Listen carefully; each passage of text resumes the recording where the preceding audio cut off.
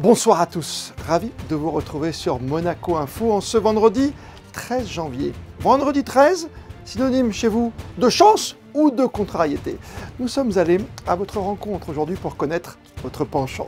Dans l'actualité du jour, tout près de chez vous, les nouvelles normes en vigueur depuis le 1er janvier concernant la protection de l'environnement, toujours au cœur de vos préoccupations. Nous recevrons dans un instant Valérie Davenet, directeur de l'environnement, pour faire un point sur son application dans votre vie de tous les jours, comme l'utilisation par exemple de couverts recyclables ou de sacs plastiques à usage unique, des mesures qui s'inscrivent dans le cadre de la politique zéro plastique, zéro déchet d'ici 2030 en principauté. Et nous en profiterons pour évoquer, avec notre deuxième invité, le financement durable en matière de plastique, avec une experte dans ce domaine bien spécifique, Victoire Carous. Sans oublier, au sommaire de votre journal, les sports et la culture, avec tout d'abord la défaite en basket à Belgrade de la Roca Team qui a enregistré son plus lourd revers cette saison sur la scène européenne. Défaite de 24 points, 92-68 sur le parquet de l'Étoile Rouge. Et nous vous présenterons la toute dernière pièce proposée au Théâtre des Muses, Eurydice aux Enfers.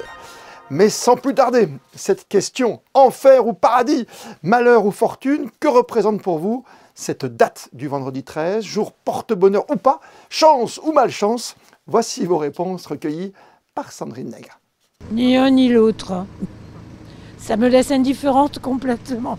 Non, pas particulièrement la chance. Donc ça signifie que vous y croyez? Ah ben, comme dit l'autre, hein, ça porte malheur. Je suis né un vendredi 13, le vendredi 13 juillet. Donc moi j'y crois, c'est mon chiffre de bonheur. Personnellement, je suis pas très superstition, tout ça.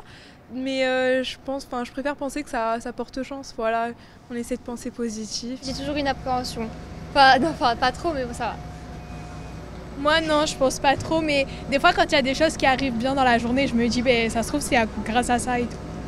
Oui, moi c'est un peu pareil, je trouve. J'ai quand même l'appréhension de ce qui va se passer, mais je trouve aussi que ça porte chance parce qu'aujourd'hui on devait avoir un contrôle d'histoire et la prof elle est absente. Oui, comme quoi. Dans le cadre de son plan de prévention et de gestion des déchets de Monaco à horizon 2030, applicable aux produits en plastique dont les déchets sont les plus retrouvés, vous le savez, dans la nature, on va faire le point ce soir sur le suivi au quotidien des nouvelles mesures mises en place en ce début d'année 2023 avec Valérie Davenet, directeur de l'environnement en principauté. Bonsoir à vous. Oui, bonsoir. La politique zéro déchet qui est entrée en vigueur notamment depuis un petit moment en principauté de Monaco avec une toute nouvelle réglementation depuis le 1er janvier, les nouvelles mesures qui ont été adoptées par le gouvernement. Est-ce qu'on les respecte aujourd'hui? Est-ce qu'on atteint déjà l'objectif de faire un peu plus attention notamment dans les restaurants ou les self-service? Oui, alors déjà, première question, première réglementation depuis janvier, donc c'est récent. Tout ce qui est vaisselle servie sur des repas qui sont servis sur place doit absolument être de la vaisselle non jetable. Donc c'est un grand changement, quand même un grand bouleversement pour notamment la restauration rapide. Est-ce qu'on les respecte? Nous n'avons pas encore fait le tour, mais ça va venir, puisque des contrôles sont prévus au cours du premier trimestre de cette année. Oui, éducation avant d'éventuelles représailles, bien sûr. Jusqu'à présent, en tout cas, le gouvernement a adopté le plan de traitement des déchets en 2016. Dans ce plan de traitement des déchets, il y a une feuille de route réglementaire pour justement limiter toutes les quantités de déchets produits, bien évidemment. Et puis surtout, ce qu'on a mis en place, c'est-à-dire une politique zéro déchet à 2030. Oui. Et pour l'instant, nous avons fait beaucoup de pédagogie, mais je dois l'avouer, nous allons rentrer dans une phase un peu plus contraignante. Ouais, on s'habitue même dans notre vie professionnelle parce que c'est pas simple de conserver par exemple tout simplement ces couverts qu'ils soient en fer, en acier, en inox ou en bois même. Il y a déjà une chose innovante à Monaco qui n'existe pas ailleurs, en tout cas dans les pays qui nous entourent, c'est que depuis l'année dernière, les employeurs, je me permets de le redire pour que, comme ça, le message passe. Ils sont dans l'obligation de les fournir. Voilà, de fournir. Ce qui veut dire que, nous, on l'a vu, beaucoup de gens se sont déjà équipés de couverts réutilisables. L'année dernière, on a interdit aussi les couverts en plastique. Enfin, les couverts en plastique sont interdits, mais les couverts jetables sont payants, sont devenus payants. Ouais, Nous avons des retours de nos commerçants, puisque on a des démarches d'accompagnement des commerçants de Monaco via le label Commerce Engagé. Et dernièrement, donc je ne vais pas vous citer les noms, mais en tout cas, oui. Certaines saladeries, notamment de Monaco, nous ont dit qu'ils estimaient avec que une personne sur deux avait découvert. Donc la pédagogie fonctionne, Valérie. Ça fait 50%. Moi, je trouve que c'est. Alors, c'est pas des statistiques. Voilà, ce sont des retours informels que nous avons, mais des petits indicateurs. Mais nous, en tout cas, direction de l'environnement, nous trouvons que c'est déjà un bel effort des gens et merci à tout le monde d'être rentré dans cette logique. Ça ne vous a pas échappé, on l'a vu dans les pays voisins, on ne va pas citer de marque non plus, mais enfin des marques de fast-food. Tout ce qui est objet maintenant que l'on peut conserver, qu'on doit remettre même au comptoir, finalement les gens les conservent. C'est vrai. Alors, on a eu, il y a des articles qui évidemment sont parus là-dessus. Nous, dans nos commerçants engagés, je reviens aux saladeries. J'appelle saladeries, c'est pour pas en nommer certains par rapport à d'autres. En tout cas, nous ont dit qu'effectivement aujourd'hui, eux, les gens ne les prenaient pas, mais en tout cas les mettaient directement à la poubelle. Donc, on est en train de travailler. Ils sont en train de travailler sur d'autres solutions. Peut-être d'enlever les poubelles, peut-être. Moi, nous, on pense que c'est un temps, c'est le temps d'adaptation. J'aimerais qu'on spécifie peut-être un point, parce que beaucoup de personnes nous posent la question, même sur Monaco Info. Ça, vous savez, les tickets de caisse, maintenant, cette fameuse dématérialisation, qui est jamais simple. Aujourd'hui, on n'est plus obligé de donner un ticket de caisse, il faut simplement que le client le demande. Ça existe déjà chez nous en Principauté? Alors, le but de cette réglementation, c'est de ne plus donner les tickets de caisse. C'est ça. De ne les donner que sur demande. Ça ne veut pas dire de ne plus les donner, plus les donner systématiquement. J'avais vu des chiffres assez récents. Je crois qu'en France, c'est 30 milliards de tickets de caisse. Je ne veux pas dire de bêtises, mais je crois que c'est plus de 1 million d'arbres coupés juste pour ces tickets de caisse. Et c'est vrai qu'il va falloir s'habituer. Vous l'avez dit, je le rappelle parce que c'est peut-être l'information principale de cet entretien entre nous, c'est que finalement aujourd'hui 50% des gens font attention. Et ça c'est une donnée que vous nous avez révélée il y a quelques instants, mais qui est importante. Merci d'avoir répondu à nos questions sur Monaco Info. Merci à vous. Au revoir. Un nouveau service est dorénavant accessible en Principauté. Le répertoire du commerce et de l'industrie est dorénavant disponible en ligne. Plus de détails avec des explications signées Christinda Thomel. Dans un esprit de transparence de la part du gouvernement princier et notamment du département des finances pour lutter contre le blanchiment, la mise en ligne du RCI offre la possibilité aux acteurs économiques de la Principauté d'acheter des extraits en ligne tout en facilitant leur démarche. Il y aura deux aspects dans ce nouvel outil numérique.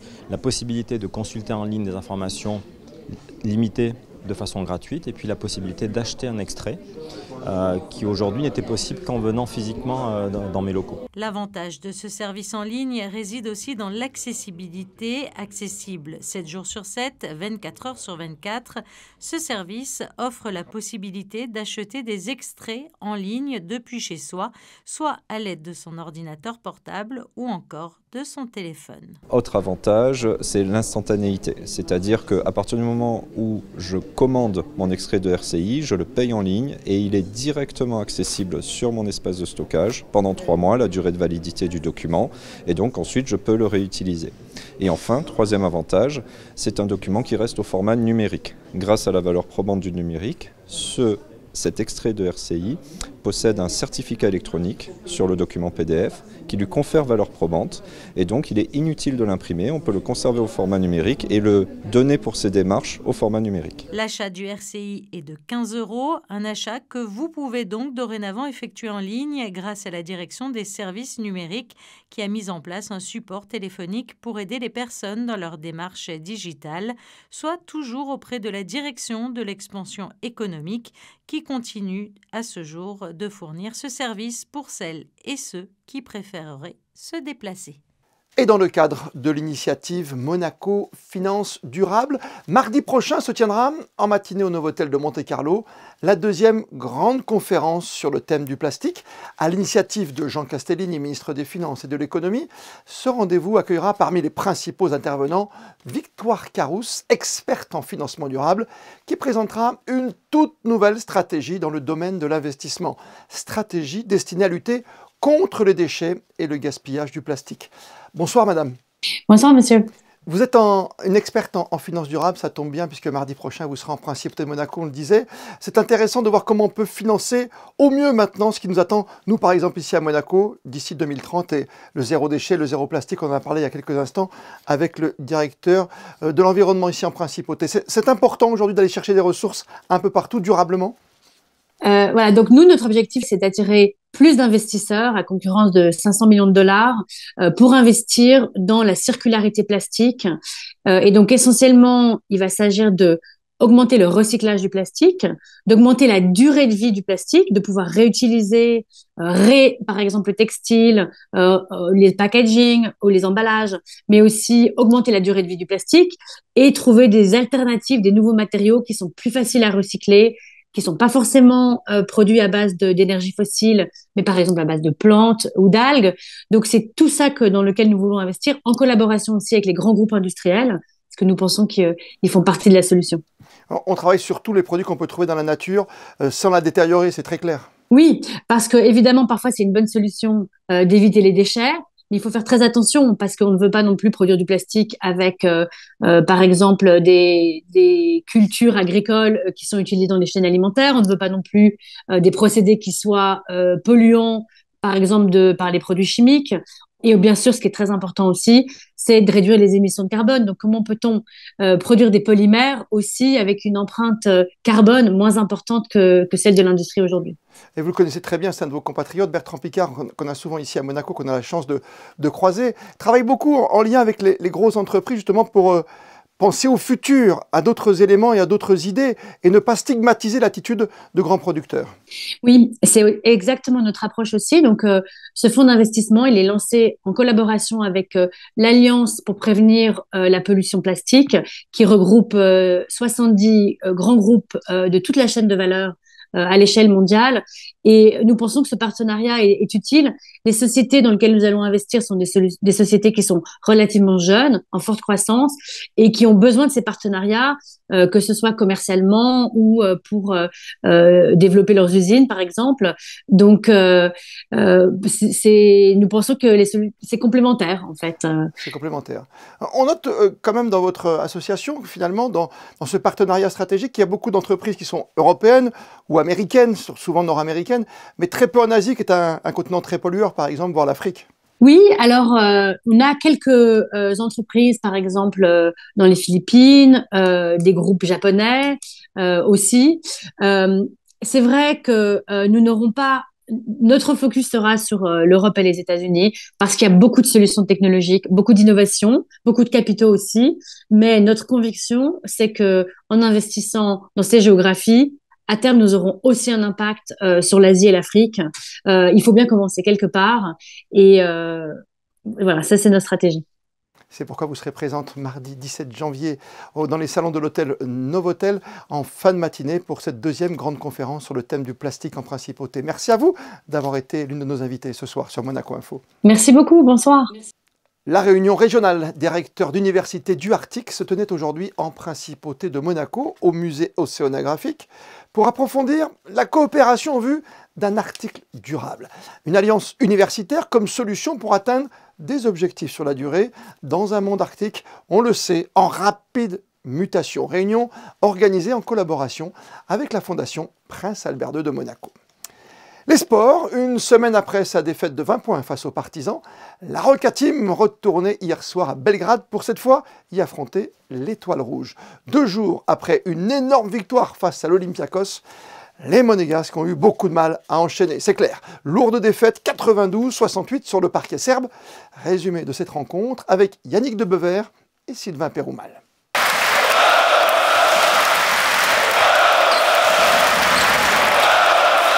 Tout a commencé comme dans un rêve pour Sacha Obradovic, légende de l'Étoile Rouge acclamée par l'intégralité de l'aréna, Aleksandar Nikolic. Une scène à en donner des frissons avant de plonger tout droit vers un cauchemar. Pour faire simple, la Roca Team n'a pas existé dans cette rencontre. Pris à la gorge dès les premières minutes par l'équipe serbe, les Monégasques ne sont jamais parvenus à entrer dans leur rencontre. Seul Mike James, phare dans la nuit, parvient à trouver des solutions au milieu du brouillard. L'Étoile Rouge prend rapidement 10 points d'avance, puis 15, puis 18 à la fin du second quart-temps. Prenant appui sur leur défense agressive, les Serbes font preuve d'une réussite insolente. À la mi-temps, les locaux rentrent 65% de leurs tentatives de shoot, contre 38% pour Monaco. On en reste sans voix. Le réveil attendu dans la troisième période se réalise et les Roca Boys, sous l'impulsion de James, vont revenir à 11 points pour croire à une folle remontée et un hold-up. Juste une illusion. Dans la foulée, Monaco encaisse un 11-0 et accuse un retard de 22 points à la fin du troisième quart. Le marchand de sable est passé, le match est plié. Les Serbes ne vont rien lâcher dans le dernier quart et jusqu'au bout, à l'image de Filip Petrusev, homme du match avec 21 points et 25 d'évaluation. Pour la Roca Team, les 26 points de Mike James semblent bien anecdotiques tant elle a été surpassée tout au long de la rencontre. Score final 92-68. En une semaine, Monaco a subi ses 2 plus grosses défaites de la saison. Les deux dans ce qu'on pourrait appeler désormais en principauté, l'enfer de Belgrade. We came out without a really good intensity, but credit to those guys at Red Star who played a really good game for 40 minutes, and they was hitting a lot of big shots and neutralized some of the things we wanted to accomplish. Now we got to look forward to the next game. It was a tough loss, but we can't hold our head down. We're still right in the fight, so we're going to continue to keep going. À l'issue de la 19e journée, les Monégasques quittent le wagon de tête. Ils sont désormais ex-aequo à la 3e position avec notamment Fenerbahçe, le prochain adversaire de Monaco en Euroleague. Un match d'ailleurs pour lequel la Roca Team devra sans doute se passer de Dante Hall, sorti suite à une blessure musculaire face à l'Étoile Rouge. Et pour conclure cette longue semaine de compétition, Monaco se déplacera ce dimanche à Cholet, le club formateur de Yohan Makoundou. Coup d'envoi de la rencontre prévue à 18h. Joué par la compagnie de l'eau qui dort, Eurydice aux enfers séduit en ce moment les spectateurs au Théâtre des Muses. C'est pourquoi nous avons décidé ce soir de vous en dire plus sur cette pièce encore à l'affiche tout ce week-end. Reportage signé Chrisinda Tomel et Alex Avial. Un manifeste pour la vie, une ode à la puissance féminine, une critique de la mécanisation de nos existences. Eurydice, héroïne contemporaine, traverse la croûte terrestre pour retrouver son amant décédé. Dans ce voyage initiatique, le spectateur est plongé dans une expérience émotionnelle intense et contrastée où la violence, l'amour et la douceur se mêlent au tragique et au burlesque. Le burlesque est dans le drame et le drame est dans le burlesque, c'est-à-dire ça communique beaucoup déjà à l'origine. Et puis c'est une manière en fait d'aborder aussi la tragédie avec plus de légèreté et du coup de plus l'entendre en fait. Je pense que quand on parle de tragique, en étant tragique, le public il va faire non merci. Enfin, il refuse en fait le tragique si on le nomme directement. Sauf si c'est vraiment très très bien fait, mais voilà, il y a plein de manières d'en parler. Ici, c'est par la distance du rire. Aussi parfois on est sur un panel d'émotions très variées. On a du rire, on peut avoir peur aussi également. On passe par différents espaces émotionnels. C'est-à-dire que là cette fois ça n'est pas Orphée qui va chercher Eurydice, mais c'est Eurydice qui va sous la terre pour aller chercher son amour. Et donc, elle replace la femme au centre, véritablement comme une héroïne. Le jeu des acteurs est absolument sublime. Et puis, c'est merveilleux de pouvoir proposer aux spectateurs, donc 2000 ans après, même plus que 2000 ans après, un mythe qui a été créé, inventé par des êtres humains et qui nous parle en fait des mêmes préoccupations. C'est-à-dire que l'amour est toujours au centre de tout. L'amour, la vie, la mort, et qu'est-ce qu'on fait de tout ça ? Pour cette réécriture inversée du mythe d'Orphée, la compagnie de l'eau qui dort a reçu le coup de cœur du Club de la Presse du Festival d'Avignon Off. Une création donc à ne louper sous aucun prétexte.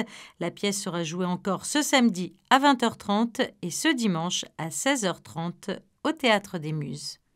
Le monde du spectacle encore et toujours, et on connaît ce soir les dates et les noms des prochains artistes qui vont se produire à l'espace Léo Ferré. 3 dates à noter de toute urgence. La première, le jeudi 13 avril, avec le chanteur anglo-saxon Charlie Winston, qui présentera son 5e album As I Am, composé en collaboration avec Vianney. Le samedi 6 mai, 2e rendez-vous, place un tout autre univers avec l'artiste Wax Taylor, l'un des piliers de la scène électro-hip-hop internationale.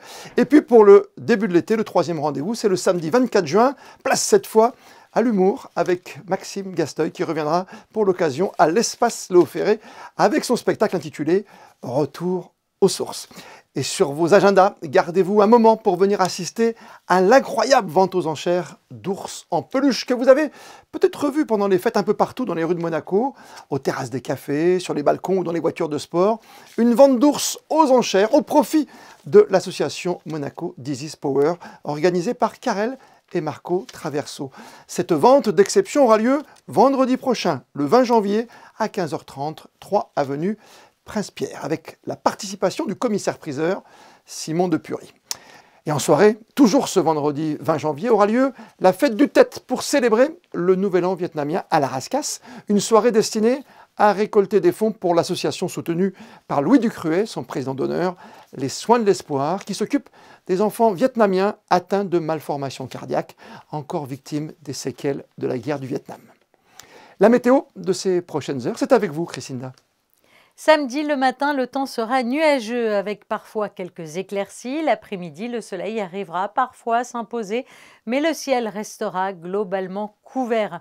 Du côté du thermomètre, le mercure oscillera entre 9 et 14 degrés. L'eau de mer sera quant à elle à 15 degrés. Le soleil se lèvera à 8 heures et se couchera à 17h18. Demain, nous fêterons les Nina. Et comme le veut la tradition, on termine votre journal par les instantanés du jour avec les petits bateaux sur les flots à l'occasion de la 13e édition de la Monaco Optimist Team Race. Les photos sont signées Manuel Vitali. On se retrouve demain pour une toute nouvelle édition de votre journal sur Monaco Info. D'ici là, belle et bonne soirée à toutes et à tous.